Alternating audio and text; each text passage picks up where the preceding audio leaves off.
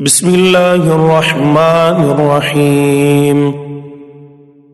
الحمد لله الذي خلق السماوات والأرض وجعل الظلمات والنور ثم الذين كفروا بربهم يعدلون. هو الذي خلقكم من طين ثم قضى أجلا وأجل مسمى عنده ثم أنتم تمترون. وهو الله في السماوات وفي الأرض يعلم سركم وجهركم ويعلم ما تكسبون. وما تأتيهم من آية من آيات ربهم إلا كانوا عنها معرضين. فقد كذبوا بالحق لما جاءهم فسوف يأتيهم أنباء ما كانوا به يستهزئون. ألم يروا كم أهلكنا من قبلهم من قرن مكناهم في الأرض ما لم نمكن لكم وأرسلنا السماء عليهم مدرارا وجعلنا الأنهار تجري من تحتهم فأهلكناهم بذنوبهم وأنشأنا من بعدهم قرنا آخرين.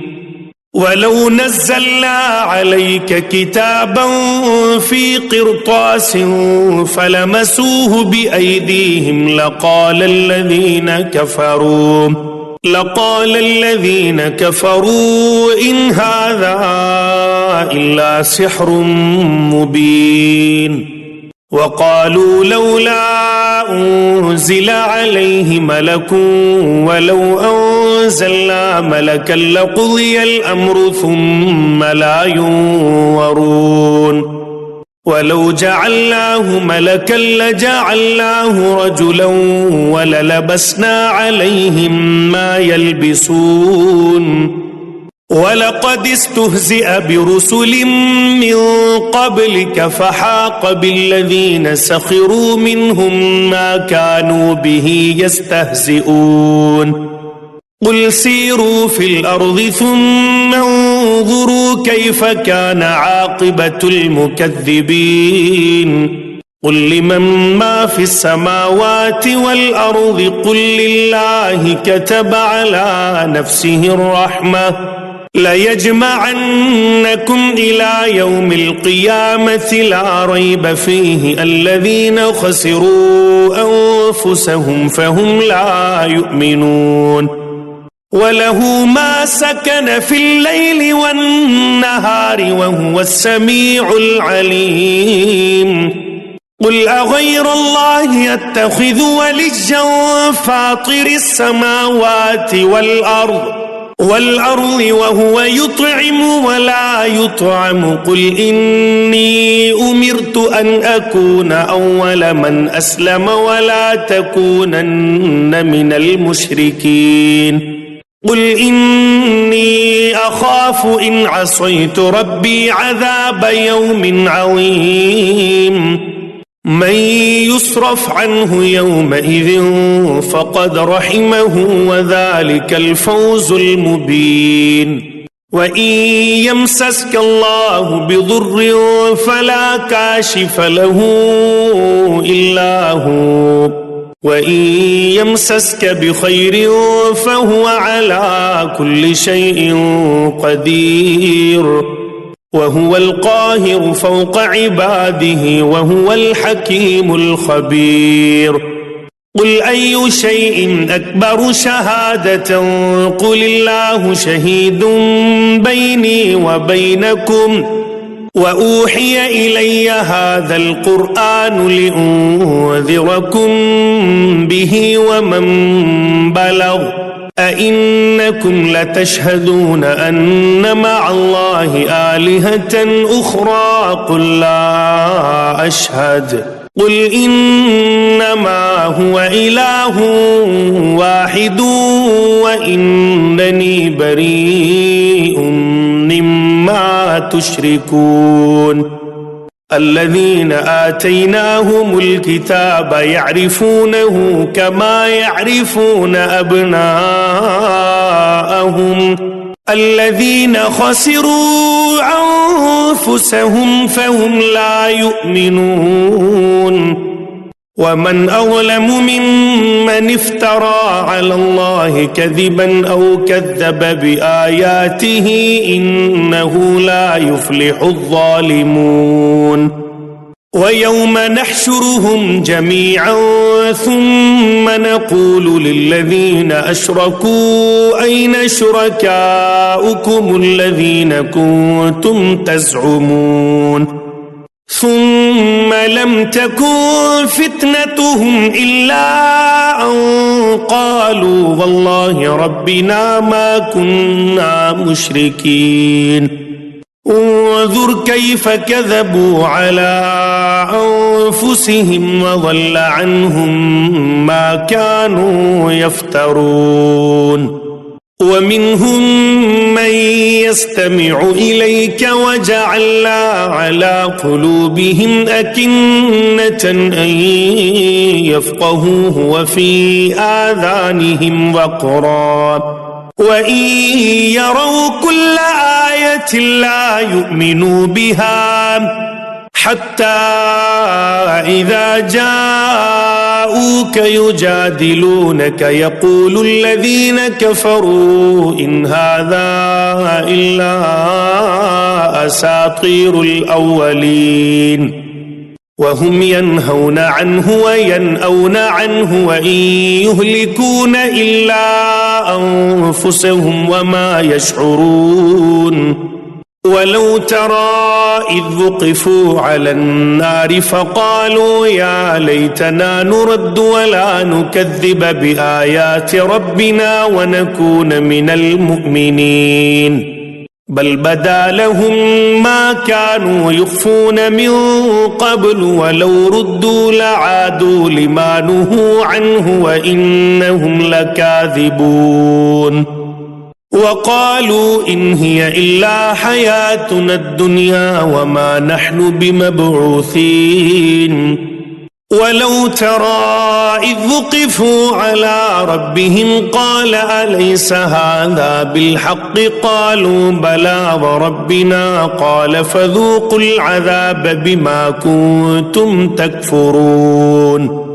قد خسر الذين كذبوا بلقاء الله حتى إذا جاءتهم الساعة بغتة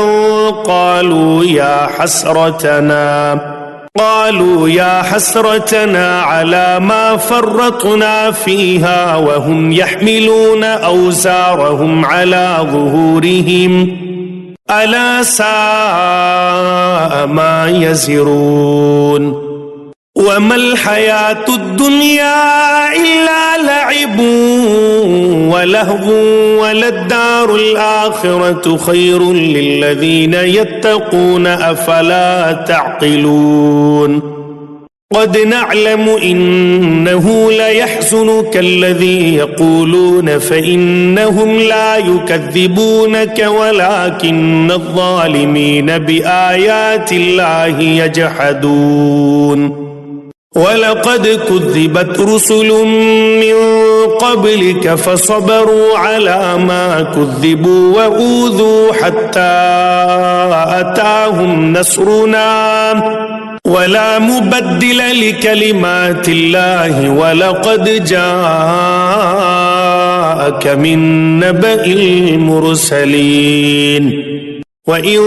كان كبر عليك إعراضهم فإن استطعت أن تبتغي نفقا في الأرض أو سلما في السماء فتأتيهم بآية ولو شاء الله لجمعهم على الهدى فلا تكونن من الجاهلين إنما يستجيب الذين يسمعون والموتى يبعثهم الله ثم إليه يرجعون وقالوا لولا نزل عليه آية من ربه قل إن الله قادر على أن ينزل آية ولكن أكثرهم لا يعلمون وما من دابة في الأرض ولا طائر يطير بجناحيه إلا أمم أمثالكم ما فرطنا في الكتاب من شيء ثم إلى ربهم يحشرون والذين كذبوا بآياتنا صم وبكم في الظلمات من يشاء الله يضلل ومن يشاء يجعله على صراط مستقيم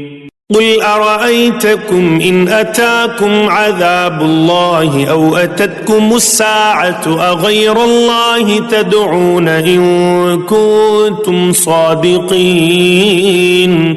بل إياه تدعون فيكشف ما تدعون إليه إن شاء وتنسون ما تشركون ولقد أرسلنا إلى من قبلك فأخذناهم بالبأساء والضراء لعلهم يتضرعون فلولا إذ جاءهم بأسنا تضرعوا ولكن قست قلوبهم وزين لهم الشيطان ما كانوا يعملون فلما نسوا ما ذكروا به فتحنا عليهم أبواب كل شيء حتى إذا فرحوا بما أوتوا أخذناهم بغتة فإذا هم مبلسون فقطع دابر القوم الذين ظلموا والحمد لله رب العالمين قل أرأيتم إن أخذ الله سمعكم وأبصاركم وختم على قلوبكم من إله غير الله يأتيكم به انظر كيف نصرف الآيات ثم هم يصطفون قل أرأيتكم إن أتاكم عذاب الله بغتة أو جهرة هل يهلك إلا القوم الظالمون وما نرسل المرسلين إلا مبشرين ومنذرين فمن آمن وأصلح فلا خوف عليهم ولا هم يحزنون والذين كذبوا بآياتنا يمسهم العذاب بما كانوا يفسقون قل لا أقول لكم عندي خزائن الله ولا أعلم الغيب ولا أقول لكم إني ملك إن أتبع إلا ما يوحى إلي قل هل يستوي الأعمى والبصير أفلا تتفكرون وأنذر به الذين يخافون أن يحشروا إلى ربهم ليس لهم من دونه ولي ولا شفيع لعلهم يتقون ولا تطرد الذين يدعون ربهم بالغداة والعشي يريدون وجهه ما عليك من حسابهم من شيء وما من حسابك عليهم من شيء فتطردهم فتكون من الظالمين وكذلك فتنا بعضهم ببعض ليقولوا أهؤلاء من الله عليهم من بيننا أليس الله بأعلم بالشاكرين وإذا جاءك الذين يؤمنون بآياتنا فقل سلام عليكم كتب ربكم على نفسه الرحمة أنه من عمل منكم سوءا بجهالة ثم تاب من بعده وأصلح فأنه غفور رحيم وكذلك نفصل الآيات ولتستبين سبيل المجرمين قل إني نهيت أن أعبد الذين تدعون من دون الله قل لا أتبع أهواءكم قد ضللت إذا وما أنا من المهتدين قل إني على بينة من ربي وكذبتم به ما عندي ما تستعجلون به إن الحكم إلا لله يقص الحق وهو خير الفاصلين قل لو أن عندي ما تستعجلون به لقضي الأمر بيني وبينكم والله أعلم بالظالمين وعنده مفاتح الغيب لا يعلمها إلا هو ويعلم ما في البر والبحر وما تسقط من ورقة إلا يعلمها ولا حبة في ظلمات الأرض ولا رطب ولا يابس إلا في كتاب مبين وهو الذي يتوفاكم بالليل ويعلم ما جرحتم بالنهار ثم يبعثكم فيه ليقضى أجل مسمى ثم إليه مرجعكم ثم ينبئكم بما كنتم تعملون وهو القاهر فوق عباده ويرسل عليكم حفظة حتى إذا جاء أحدكم الموت توفته رسلنا وهم لا يفرطون ثم ردوا إلى الله مولاهم الحق ألا له الحكم وهو أسرع الحاسبين قل من ينجيكم من ظلمات البر والبحر تدعونه تضرعا وخفية لئن أنجانا من هذه لنكونن من الشاكرين قل الله ينجيكم منها ومن كل كرب ثم أنتم تشركون قل هو القادر على أن يبعث عليكم عذابا من فوقكم أو من تحت أرجلكم أو يلبسكم شيعا ويذيق بعضكم بأس بعض انظر كيف نصرف الآيات لعلهم يفقهون وكذب به قومك وهو الحق قل لست عليكم بوكيل لكل نبأ مستقر وسوف تعلمون وإذا رأيت الذين يخوضون في آياتنا فأعرض عنهم حتى يخوضوا في حديث غيره وإما ينسينك الشيطان فلا تقعد بعد الذكرى مع القوم الظالمين وما على الذين يتقون من حسابهم من شيء ولكن ذكرى لعلهم يتقون وذر الذين اتخذوا دينهم لعبا ولهوا وغرتهم الحياة الدنيا وذكر به أن تبسل نفس بما كسبت ليس لها من دون الله ولي ولا شفيع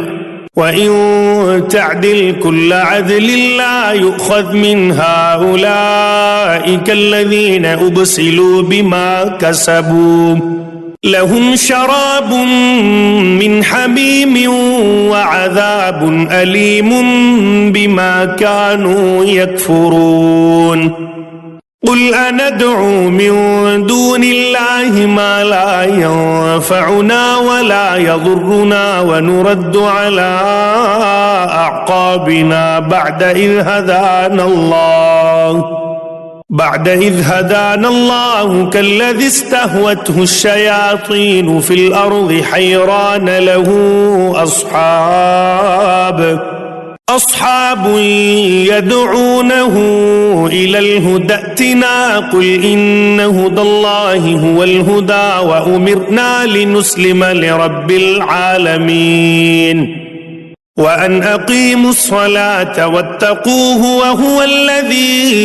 إليه تحشرون وهو الذي خلق السماوات والأرض بالحق ويوم يقول كن فيكون قوله الحق وله الملك يوم ينفخ في الصور عالم الغيب والشهادة وهو الحكيم الخبير وإذ قال إبراهيم لأبيه آزر أتتخذ أصناما آلهة إني أراك وقومك في ضلال مبين وكذلك نري إبراهيم ملكوت السماوات والأرض وليكون من الموقنين فلما جن عليه الليل رأى كوكبا قال هذا ربي فلما أفل قال لا أحب الآفلين فلما رأى القمر بازغا قال هذا ربي فلما أفل قال لئن لم يهدني ربي لأكونن من القوم الضالين فلما رأى الشمس بازغة قال هذا ربي هذا أكبر فلما أفلت قال يا قوم إني بريء مما تشركون إني وجهت وجهي للذي فطر السماوات والأرض حنيفا وما أنا من المشركين وحاجه قومه قال أتحاجوني في الله وقد هدان ولا أخاف ما تشركون به إلا أن يشاء ربي شيئا وسع ربي كل شيء علما أفلا تتذكرون وكيف أخاف ما أشركتم ولا تخافون أنكم أشركتم بالله ما لم ينزل به عليكم سلطانا فأي الفريقين أحق بالأمن إن كنتم تعلمون الذين آمنوا ولم يلبسوا إيمانهم بظلم أولئك لهم الأمن وهم مهتدون وتلك حجتنا آتيناها إبراهيم على قومه نرفع درجات من نشاء إن ربك حكيم عليم. ووهبنا له إسحاق ويعقوب كلا هدينا ونوحا هدينا من قبل ومن ذريته داود وسليمان وأيوب ويوسف وموسى وهارون وكذلك نجزي المحسنين. وزكريا ويحيى وعيسى وإلياس كل من الصالحين وإسماعيل واليسع ويونس ولوطا وكلا فضلنا على العالمين. ومن آبائهم وذرياتهم وإخوانهم واجتبيناهم وهديناهم إلى صراط مستقيم. ذلك هدى الله يهدي به من يشاء من عباده ولو أشركوا لحبط عنهم ما كانوا يعملون. أولئك الذين آتيناهم الكتاب والحكم والنبوة فإن يكفر بها هؤلاء فقد وكلنا بها قوما ليسوا بها بكافرين. أولئك الذين هدى الله فبهداه مقتده. قل لا أسألكم عليه أجرا إن هو إلا ذكرى للعالمين.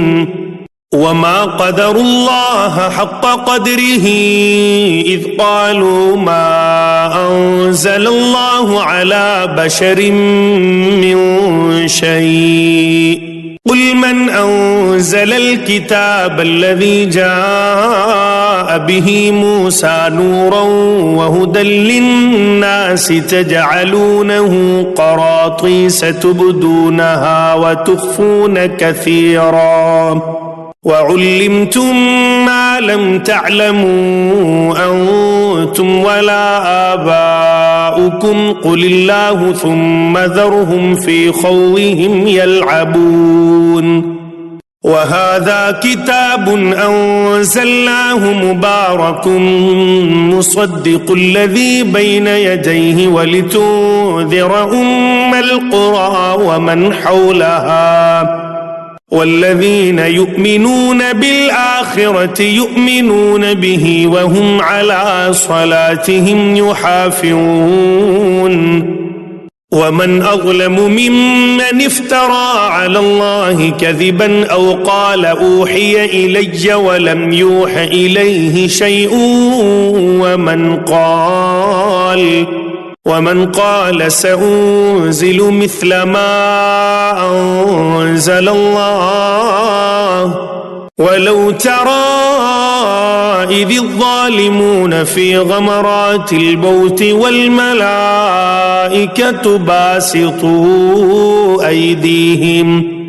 أخرجوا أنفسكم اليوم تجزون عذاب الهون بما كنتم تقولون على الله غير الحق وكنتم عن آياته تستكبرون. ولقد جئتمونا فرادا كما خلقناكم أول مرة وتركتم ما خولناكم وراء ظهوركم وما نرى معكم شفعاءكم الذين زعمتم أنهم فيكم شركاء لقد تقطع بينكم وضل عنكم ما كنتم تزعمون. إن الله فالق الحب والنوى يخرج الحي من الميت ومخرج الميت من الحي ذلكم الله فأنى تؤفكون فالق الإصباح وجعل الليل سكنا والشمس والقمر حسبانا ذلك تقدير العزيز العليم وهو الذي جعل لكم النجوم لتهتدوا بها في ظلمات البر والبحر قد فصلنا الآيات لقوم يعلمون وهو الذي أنشأكم من نفس واحدة فمستقر ومستودع قد فصلنا الآيات لقوم يفقهون وهو الذي أنزل من السماء ماء فأخرجنا به نبات كل شيء فأخرجنا منه خضرا نخرج منه حبا متراكبا ومن النخل من طلعها قنوان دانية وجنات من أعناب والزيتون والرمان مشتبها وغير متشابه انظروا إلى ثمره إذا أثمر وينعه إن في ذلكم لآيات لقوم يؤمنون وجعلوا لله شركاء الجن وخلقهم وخرقوا له بنين وبنات بغير علم سبحانه وتعالى عما يصفون بديع السماوات والأرض أنى يكون له ولد ولم تكن له صاحبة وخلق كل شيء وهو بكل شيء عليم ذلكم الله ربكم لا إله إلا هو خالق كل شيء فاعبدوه وهو على كل شيء وكيل لا تدركه الأبصار وهو يدرك الأبصار وهو اللطيف الخبير قد جاءكم بصائر من ربكم فمن أبصر فلنفسه ومن عمي فعليها وما أنا عليكم بحفيظ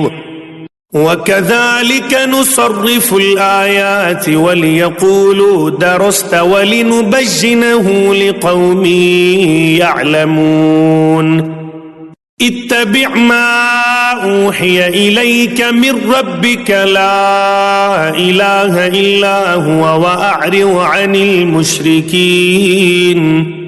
ولو شاء الله ما أشركوا وما جعلناك عليهم حفيظا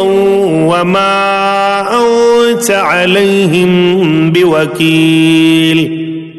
ولا تسبوا الذين يدعون من دون الله فيسبوا الله عدوا بغير علم كذلك زينا لكل أمة عملهم ثم إلى ربهم مرجعهم فينبئهم بما كانوا يعملون وأقسموا بالله جهد أيمانهم لئن جاءتهم آية ليؤمنن بها قل إنما الآيات عند الله وما يشعركم أنها إذا جاءت لا يؤمنون ونقلب أفئدتهم وأبصارهم كما لم يؤمنوا به أول مرة ونذرهم في طغيانهم يعمهون ولو أننا نزلنا إليهم الملائكة وكلمهم الموتى وحشرنا عليهم كل شيء قبلا ما كانوا ليؤمنوا إلا أن يشاء الله ولكن أكثرهم يجهلون وكذلك جعلنا لكل نبي عدوا شياطين الإنس والجن يوحي بعضهم إلى بعض زخرف القول غرورا ولو شاء ربك ما فعلوه فذرهم وما يفترون ولتصغى إليه أفئدة الذين لا يؤمنون بالآخرة وليرضوه وليقترفوا ما هم مقترفون أفغير الله أبتغي حكما وهو الذي أنزل إليكم الكتاب مفصلا والذين آتيناهم الكتاب يعلمون أنه منزل من ربك بالحق فلا تكونن من الممترين وتمت كلمة ربك صدقا وعدلا لا مبدل لكلماته وهو السميع العليم وإن تطع أكثر من في الأرض يضلوك عن سبيل الله إن يتبعون إلا الظن وإن هم إلا يخرصون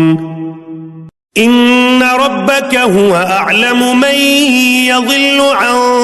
سبيله وهو أعلم بالمهتدين فكلوا مما ذكر اسم الله عليه إن كنتم بآياته مؤمنين وما لكم ألا تأكلوا مما ذكر اسم الله عليه وقد فصل لكم ما حرم عليكم إلا ما اضطررتم إليه وإن كثيرا ليضلون بأهوائهم بغير علم إن ربك هو أعلم بالمعتدين وذروا ظاهر الإثم وباطنه إن الذين يكسبون الإثم سيجزون بما كانوا يقترفون ولا تأكلوا مما لم يذكر اسم الله عليه وإنه لفسق وإن الشياطين ليوحون إلى أوليائهم ليجادلوكم وإن أطعتموهم إنكم لمشركون أومن كان ميتا فأحييناه وجعلنا له نورا يمشي به في الناس كمن مثله في الظلمات ليس بخارج منها كذلك زين للكافرين ما كانوا يعملون وكذلك جعلنا في كل قرية أكابر مجرميها ليمكروا فيها وما يمكرون إلا بأنفسهم وما يشعرون وإذا جاءتهم آية قالوا لن نؤمن حتى نؤتى مثل ما أوتي رسل الله أعلم حيث يجعل رسالته سيصيب الذين أجرموا صغار عند الله وعذاب شديد بما كانوا يمكرون فمن يرد الله أن يهديه يشرح صدره للإسلام ومن يرد أن يضله يجعل صدره ضيقا حرجا كأنما يصعد في السماء كذلك يجعل الله الرجس على الذين لا يؤمنون وهذا صراط ربك مستقيما قد فصلنا الآيات لقوم يذكرون لهم دار السلام عند ربهم وهو وليهم بما كانوا يعملون ويوم يحشرهم جميعا يا معشر الجن قد استكثرتم من الإنس وقال أولياؤهم من الإنس ربنا استمتع بعضنا ببعض وبلغنا أجلنا الذي أجلت لنا قال النار مثواكم خالدين فيها إلا ما شاء الله إن ربك حكيم عليم وكذلك نولي بعض الظالمين بعضا بما كانوا يكسبون يا معشر الجن والإنس ألم يأتكم رسل منكم يقصون عليكم آياتي وينذرونكم لقاء يومكم هذا قالوا شهدنا على أنفسنا وغرتهم الحياة الدنيا وشهدوا على أنفسهم أنهم كانوا كافرين ذلك أن لم يكن ربك مهلك القرى بظلم وأهلها غافلون ولكل درجات مما عملوا وما ربك بغافل عما يعملون وربك الغني ذو الرحمة إن يشأ يذهبكم ويستخلف من بعدكم ما يشاء كما أنشأكم من ذرية قوم آخرين إنما توعدون لآت وما أنتم بمعجزين قل يا قوم اعملوا على مكانتكم إني عامل فسوف تعلمون من تكون له عاقبة الدار إنه لا يفلح الظالمون وجعلوا لله مما ذرأ من الحرث والأنعام نصيبا فقالوا هذا لله بزعمهم وهذا لشركائنا فما كان لشركائهم فلا يصل إلى الله وما كان لله فهو يصل إلى شركائهم ساء ما يحكمون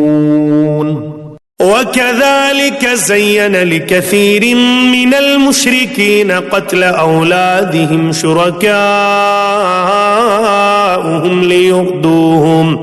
ليردوهم وليلبسوا عليهم دينهم ولو شاء الله ما فعلوه فذرهم وما يفترون وقالوا هذه أنعام وحرث حجر لا يطعمها إلا من نشاء بزعمهم وأنعام حرمت ظهورها وأنعام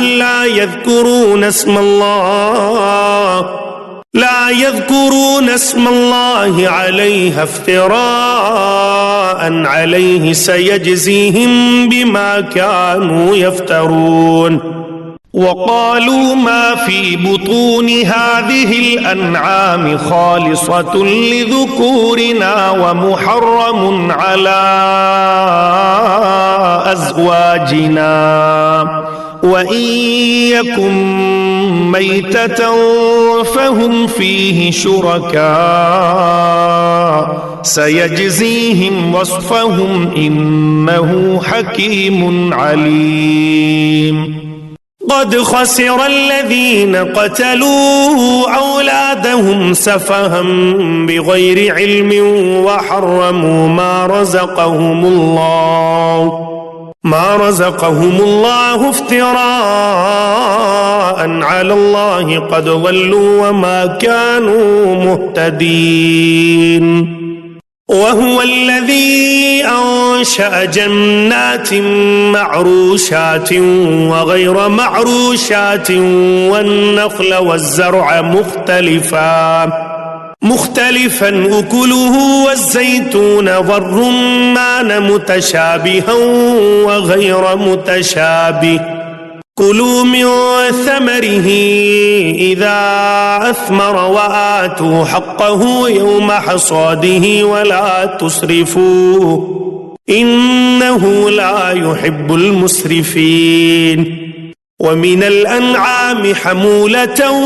وفرشا كلوا مما رزقكم الله ولا تتبعوا خطوات الشيطان إنه لكم عدو مبين. 8 أزواج من الضأن 2 ومن المعز 2 قل أذكرين حرم أم الأنثيين أما اشتملت عليه أرحام الأنثيين نبئوني بعلم إن كنتم صادقين. ومن الإبل 2 ومن البقر 2 قل أذكرين حرم أم الأنثيين أما اشتملت عليه أرحام الأنثيين أم كنتم شهداء إذ وصاكم الله بهذا فمن أظلم ممن افترى على الله كذبا ليضل الناس بغير علم إن الله لا يهدي القوم الظالمين. قل لا أجد فيما أوحي إلي محرما على طاعم يطعمه إلا أن يكون ميتة أو دما مسفوحا أو لحم خنزير فإنه رجس أو فسقا أهل لغير الله به فمن اضطر غير باغ ولا عاد فإن ربك غفور رحيم. وعلى الذين هادوا حرمنا كل ذي غفر ومن البقر والغنم حرمنا عليهم شحومهما إلا ما حملت ظهورهما أو الحوايا أو ما اختلط بعظم ذلك جزيناهم ببغيهم وإنا لصادقون. فإن كذبوك فقل ربكم ذو رحمة واسعة ولا يرد بأسه عن القوم المجرمين. سيقول الذين أشركوا لو شاء الله ما أشركنا ولا آباؤنا ولا حرمنا من شيء كذلك كذب الذين من قبلهم حتى ذاقوا بأسنا. قل هل عندكم من علم فتخرجوه لنا إن تتبعون إلا الظن وإن أنتم إلا تخرصون.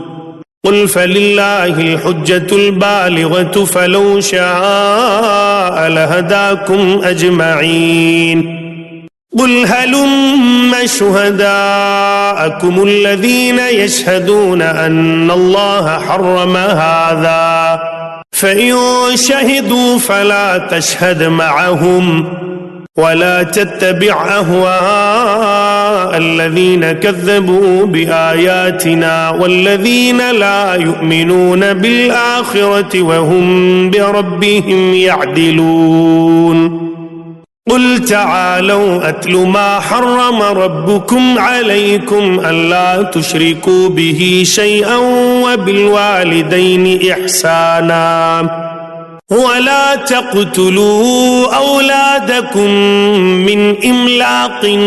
نحن نرزقكم وإياهم ولا تقربوا الفواحش ما ظهر منها وما بطن ولا تقتلوا النفس التي حرم الله إلا بالحق ذلكم وصاكم به لعلكم تعقلون ولا تقربوا مال اليتيم إلا بالتي هي أحسن حتى يبلغ أشده وأوفوا الكيل والميزان بالقسط لا نكلف نفسا إلا وسعها وإذا قلتم فاعدلوا ولو كان ذا قربى وبعهد الله أوفوا ذلكم وصاكم به لعلكم تذكرون وأن هذا صراطي مستقيما فاتبعوه ولا تتبعوا السبل فتفرق بكم عن سبيله ذلكم وصاكم به لعلكم تتقون ثم آتينا موسى الكتاب تماما على الذي أحسن وتفصيلا لكل شيء وهدى ورحمة لعلهم بلقاء ربهم يؤمنون وهذا كتاب أنزلناه مبارك فاتبعوه واتقوا لعلكم ترحمون أن تقولوا إنما أنزل الكتاب على طائفتين من قبلنا وإن كنا عن دراستهم لغافلين أو تقولوا لو أنا أنزل علينا الكتاب لكنا أهدى منهم فقد جاءكم بينة من ربكم وهدى ورحمة فمن أظلم ممن كذب بآيات الله وصدف عنها سنجزي الذين يصدفون عن آياتنا سوء العذاب بما كانوا يصدفون هل ينظرون إلا أن تأتيهم الملائكة أو يأتي ربك أو يأتي بعض آيات ربك يوم يأتي بعض آيات ربك لا ينفع نفسا إيمانها لم تكن آمنت من قبل أو كسبت في إيمانها خيرا قل انتظروا إنا منتظرون إن الذين فرقوا دينهم وكانوا شيعا لست منهم في شيء إنما أمرهم إلى الله ثم ينبئهم بما كانوا يفعلون من جاء بالحسنة فله 10 أمثالها ومن جاء بالسيئة فلا يجزى إلا مثلها وهم لا يظلمون قل إنني هداني ربي إلى صراط مستقيم دينا قيما ملة إبراهيم حنيفا وما كان من المشركين قل إن صلاتي ونسكي ومحياي ومماتي لله رب العالمين لا شريك له وبذلك أمرت وأنا أول المسلمين قل أغير الله أبغي ربا وهو رب كل شيء ولا تكسب كل نفس إلا عليها ولا تزر وازرة وزر أخرى ثم إلى ربكم مرجعكم فينبئكم بما كنتم فيه تختلفون وهو الذي جعلكم خلائف الأرض ورفع بعضكم فوق بعض درجات ليبلوكم فيما آتاكم إن ربك سريع العقاب وإنه لغفور رحيم